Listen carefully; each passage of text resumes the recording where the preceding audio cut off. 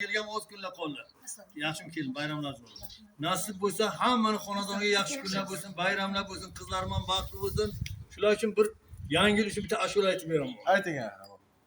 Birinchi yangi yilni aytaman. Yangi yil kelyapti, qor ko'rinmaydi.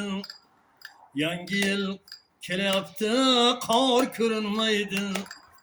Bu beparvo vaslinga zor ko'rinmaydi. Qor bobo ham kelmoqda, savg'a salomi bilan. Har qiz yonimda ammo qor ko'rinmaydi. Qor ko'rinmaydi ya, yor ko'rinmaydi ya. Qor olmasa bo'lmasin, yor olmasa bo'lmasin. Qor olmasa bo'lmasin, yor olmasa bo'lmasin. Kayfiyatim ochishga kor ko'rinmaydi. Ateş alanga bilan o'tirgan umidaga yangi yilam bo'lmasa qor ko'rinmaydi. Qor ko'rinmaydi ya, yor ko'rinmaydi. Barcha orzu umidim zoya ketdi o'zime. Barcha orzu umidim zoya ketdi o'zime. Ateş alanga bilan o'tirgan umidaga yangi yilam bo'lmasa qor ko'rinmaydi. Qor ko'rinmaydi ya, yor ko'rinmaydi. Qor ko'rinmaydi ya, yor ko'rinmaydi. Sog' bo'linglar. Qani bo'lgan? Albatta. Yangi yil olmoq bo'ldi lekin.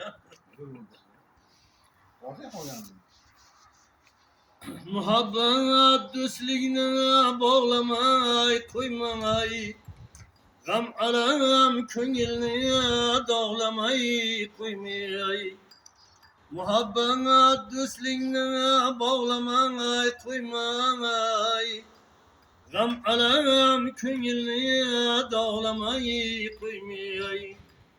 To'y bazm insonni chog'lamay qo'ymay. Do'stlarim bilinglar, ikki dunyodan birovni yig'latgan yig'lamay qolmas.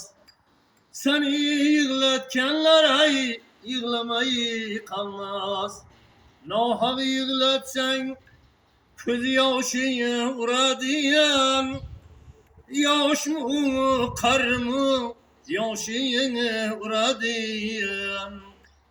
Noshkur qilsangar oshing uradi.